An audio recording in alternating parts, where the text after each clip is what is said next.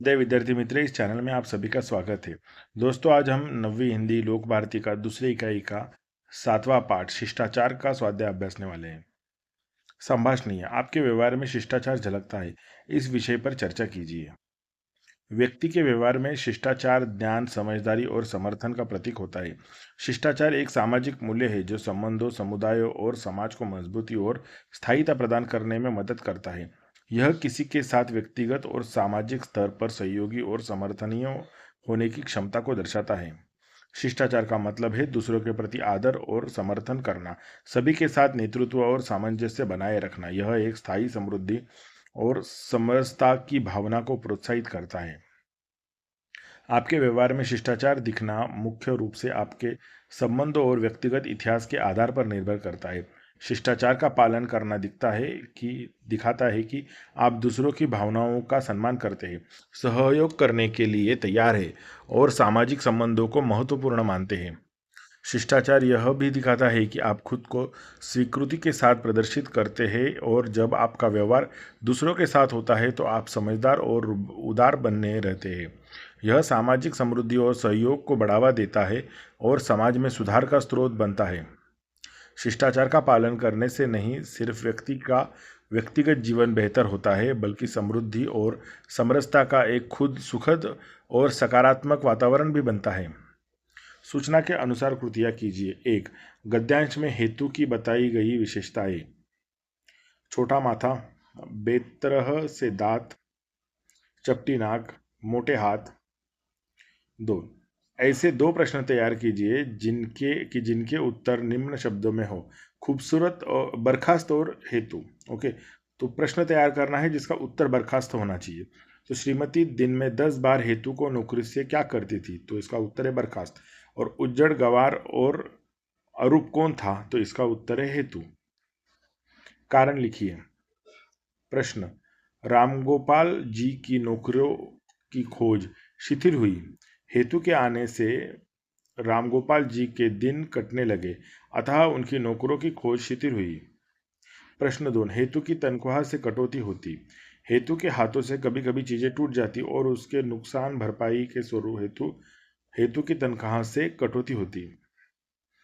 नौकर और मालिक के बीच सौहार्दपूर्ण व्यवहार होना चाहिए। अपने विचार लिखिए। नौकर और मालिक के बीच अपनापन एवं विनम्र व्यवहार होना चाहिए। मालिक का कर्तव्य है कि वह अपने नौकरों और पर पुत्रवत प्रेम करे, उनके साथ मित्रता का व्यवहार करे। यदि काम करते समय उनसे कोई गलती हो जाए तो उन पर न चिल्लाए या उनकी तनख्वाह न काटे। जरा जरा सी बात पर उन पर चिढ़ना नहीं चाहिए। उन्हें ठीक से खाना पीना देना चाहिए। यदि नौकर के परिवार पर कोई संकट आ जाए तो मालिक को तुरंत उसके परिवार की हिफाजत हेतु कदम उठाना चाहिए या अपने नौकरों को पैसे देकर गांव भेज देना चाहिए ताकि वह अपने परिवार की हिफाजत कर सके। इस प्रकार नौकर और मालिक के बीच सौहार्दपूर्ण व्यवहार होने से दो परिवार बड़े खुशी से रह सकते हैं। अतः स्पष्ट है कि नौकर और मालिक का व्यवहार परस्पर प्रेम और सद्भावनापूर्वक होना चाहिए। वे एक दूसरे के विकास में सहायक होने चाहिए। उनमें विश्वास व सम्मान का बीजारोपण होना चाहिए। उनके बीच एकता, अपनत्व, ईमानदारी व सौहार्दपूर्ण व्यवहार होना चाहिए। प्रश्न, व्यक्तित्व विकास संबंधी कोई लेख पढ़िए। व्यक्तित्व विकसित करने और निखारने के लिए आत्मविश्वास बढ़ना बेहद ज़रूरी है। जिन लोगों के पास आत्मविश्वास नहीं होता उनका मनोबल बहुत ही निम्न होता है। वे सदैव शंकित रहते हैं कि किसी कार्य को कर पाएंगे या नहीं। इसलिए स्वयं के अंदर आत्मविश्वास बढ़ाना जरूरी है। आत्मविश्वास अनेक चीज़ों से प्राप्त होता है, जैसे ज्ञान से। जिस तरह वर्ष भर पढ़ाई करने वाले छात्र को स्वयं पर आत्मविश्वास होता है कि वह परीक्षा में सफल हो जाएगा। व्यक्तित्व विकास के लिए धैर्यशील होना, सकारात्मक विचारों को अपनाना, सदैव सच बोलना, इन गुणों की भी आवश्यकता होती है। बच्चे जो भी पढ़ते हैं उसका प्रभाव उनके मन और मस्तिष्क पर पड़ता है। अच्छी किताबें सदैव अच्छे मित्र साबित होते हैं। इसलिए स्कूल में बच्चों के पाठ्यक्रम में नैतिक शिक्षा की कहानियाँ सम्मिलित की जाती है, जिससे बच्चों का चारित्रिक एवं मानसिक विकास हो सके। महापुरुषों की जीवनी पढ़ने से भी व्यक्तित्व का विकास होता है। श्रावणीय प्रश्न, अपने गांव शहर में आए हुए किसी अपरिचित व्यक्ति की मदद के बारे में किसी बुजुर्ग से सुनिए और अपने विचार सुनाइए। एक दिन हम सब बच्चे एक बरगद के पेड़ के नीचे खेल रहे थे। तभी मेरे दादाजी वहाँ आए। हम सब बच्चे दादाजी के पास बैठ गए और दादाजी कहानी सुनाओ चिल्लाने लगे। तभी दादाजी बोले, आज मैं तुम्हें एक सच्ची कहानी बताऊंगा जो हमारे गांव की है। दादाजी बताने लगे, एक दिन हमारे गांव में एक अपरिचित व्यक्ति आया। वह आदमी बहुत परेशान दिख रहा था। गांव वालों ने उसे उसके बारे में जानने की कोशिश की, तब पता चला कि वह आदमी दूर गांव का रहने वाला है और रास्ते में किसी ने उसे लूट लिया। अब उसके पास घर जाने के लिए पैसे भी नहीं थे और उसे जोरों की भूख लगी थी। हम गांव वालों ने पहले उसे खाना खिलाया, बाद में हम सब ने मिलकर कुछ पैसे जमा किए और उसे दे दिए। दादाजी की बात सुनकर मेरे दिल में ख्याल आया कि वह आदमी झूठ तो नहीं बोल रहा था। मैंने दादाजी से कहा, आपको कैसे पता चला कि वह आदमी सच बोल रहा था या झूठ? आज के ज़माने में पैसों के लिए लोग अक्सर ऐसी झूठी कहानी बनाते हैं। तब दादाजी बोले, नहीं, वह आदमी सच बोल रहा था। उसकी आंखें सच बोल रही थी। उसके साथ सच में धोखा हुआ था। हमने उसके चोरी की फरियाद पुलिस थाने में भी दी। 2 महीने बाद उसका सारा सामान और पैसे बरामद हुए। हमने उस आदमी पर भरोसा रखिए उसकी मदद की, इसलिए वह जल्द अपने घर जा सका।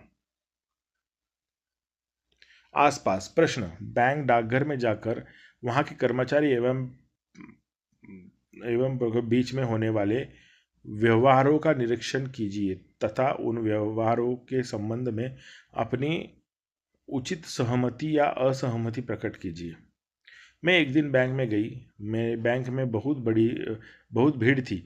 कुछ लोग बैंक में खाता निकलवाने आए थे, तो कुछ लोग पैसों का व्यवहार कराने। कुछ लोग शहर से थे तो कुछ लोग गांव से। कुछ पढ़े लिखे थे तो कुछ अनपढ़। लेकिन बैंक के कर्मचारियों का सभी के साथ समान वर्तन था। सभी कर्मचारी सभी ग्राहकों के साथ अच्छे से पेश आ रहे थे। बैंक व्यवहार करने के लिए ग्राहकों की मदद कर रहे थे। ग्राहकों को उचित सलाह देने का प्रयास कर रहे थे। सूचना। पाठ के आंगन में सूचना के अनुसार कृति कीजिए। प्रश्न 1, संजाल। श्रीमती की विशेषताएं। गुस्सैल स्वभाव वाली, नौकरों के प्रति हीन विचार रखने वाली, संवेदनहीन और अविश्वासी। प्रश्न ख, विधानों के सामने दी हुई चौखट में सत्य असत्य लिखिए। अगले दिन श्रीमती ने अपना ट्रंक खोलकर चीजों की सत्य की पड़ताल शुरू कर दी, तो ये विधान सत्य है। सहसा हेतु की आंखों में आंसू आ गए, सत्य विधान है। श्रीमती के नौकरों के बारे में विचार। तो नौकर झूठे, गलीज और लंपट होते हैं। नौकर पैसे काटते हैं, हर वक्त नौकरी की तलाश में रहते हैं। नौकरी मिल जाए तो उसी वक्त घर से बीमारी की चिट्ठी मंगवा लेते हैं। मौलिक सृजन। निम्नलिखित मुद्दों के उचित क्रम लगाकर उनके आधार पर कहानी लेखन कीजिए। ओके, तो यहाँ पर ये सब मुद्दे दिए गए, इनके आधार पर कहानी लेखन कर रहे हैं। उचित क्रम। एक लड़का, शहर के महाविद्यालय में पढ़ना, छुट्टियों में गाँव आना, प्रतिवर्ष सूखे की समस्या का सामना, मन में निश्चय, कुआं खोदने का प्रारंभ, लोगों का हंसना, एक मित्र का साथ देना, लोगों का जुड़ना, कुआं तैयार होना, कुआं पानी से भरना, लोगों को खुश होना। सीख व शीर्षक। तो एकता में शक्ति। रामपुर गांव में रहने वाला तेनाली पढ़ाई में बहुत ही होशियार था। उच्च शिक्षा प्राप्त करने के लिए वह शहर के एक नामी विद्यालय में प्रवेश ले लिया। पढ़ लिख कर वह अभियंता बनना चाहता था। हर छुट्टियों में वह अपने गांव जरूर आता था। बरसात कम होने के कारण हर साल उसके गांव में सूखा पड़ जाता था, जिससे गांव वासियों को भारी समस्या का सामना करना पड़ता था। गांव वाले पानी के लिए तरसते रहते थे। उन्हें दूसरे गांव से पानी लाना पड़ता था। प्रतिवर्ष की तरह इस वर्ष भी तेनाली जब गांव आया तो उसने निश्चय कर लिया कि गांव में कुआं खुदवाया जाए। उसने अपनी योजना के बारे में सभी गांव वालों को बताया, लेकिन गांव वाले ठहरे अनपढ़ और गंवार। सभी उस पर हंसने लगे। आखिर कोई भी उसका साथ देने के लिए तैयार नहीं हुआ। तेनाली हार मानने वालों में से नहीं था। वह बहुत ही दृढ़ निश्चयी स्वभाव वाला लड़का था। उसने अकेले ही गांव में कुआं खोदना प्रारंभ कर दिया। सभी लोग उसे मूर्ख समझकर उस पर हंस रहे थे। तेनाली का एक मित्र था, गोपाल। उसने अपने मित्र का साथ देना स्वीकार कर लिया और वह भी उसके साथ कुआं खोदने के काम में जुड़ गया। गांव वालों ने देखा कि गोपाल कुआं खुदवाने में तेनाली का साथ दे रहा है। सभी गांव वाले इस बात पर सोचने लगे। आखिर एक एक करके सभी ने तेनाली का साथ देना शुरू कर दिया। सभी की मेहनत रंग लाई। आखिर कुआं खोदकर तैयार हो गया। जून महीने का महीना था आया। आसमान में काले बादल छा गए और रामपुर गांव में बरसात की कृपा हुई। आहिस्ता आहिस्ता कुएं में पानी इकट्ठा हो गया और वह लबालब भर गया। गांव वाले खुश हो गए। यह तो सभी के परिश्रम का फल था। सभी ने मिलजुल कर जो कार्य किया था, आखिर उसका पारिश्रमिक उन्हें आज मिल रहा है। सीख, एकता में बल होता है। अगर हम साथ मिलकर काम करेंगे तो सब कुछ कुछ भी असंभव नहीं है। भाषा बिंदु प्रश्न, दिए गए अव्यय वेदों के वाक्य पाठ्यपुस्तक से ढूंढकर लिखिए। क्रिया विशेषण अव्यय। श्रीमती जल्दी ही थक कर बैठ गई।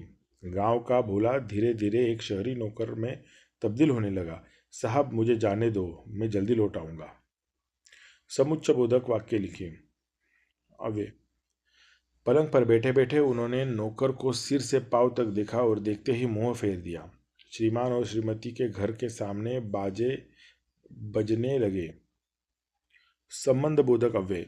श्रीमती का व्यवहार नौकरों के साथ नौकरों का सा ही था। थोड़े देर तक चुपचाप खड़े उसके मुंह की ओर देखते। विस्मय बोधक विस्मयादि बोधक अव्यय। अच्छा, क्या बात है, केवल 12 रुपए? पाठ से आगे, मानवता ही श्रेष्ठ धर्म है। विचार को अपने शब्दों में स्पष्ट कीजिए।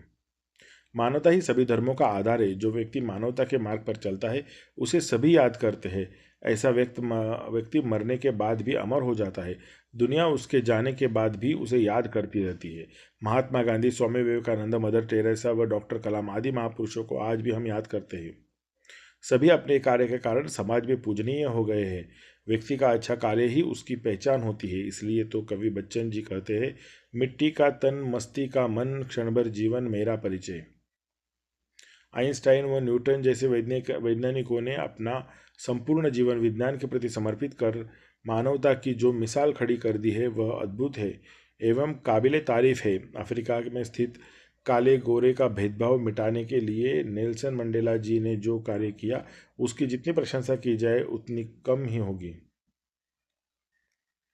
दोस्तों, धन्यवाद। अगर ये वीडियो आपको पसंद आया हो तो चैनल को सब्सक्राइब कीजिए और बेल आइकन प्रेस कीजिए। और अगला वीडियो में कौन सा बनाऊं ये आप कमेंट बॉक्स में बताइए।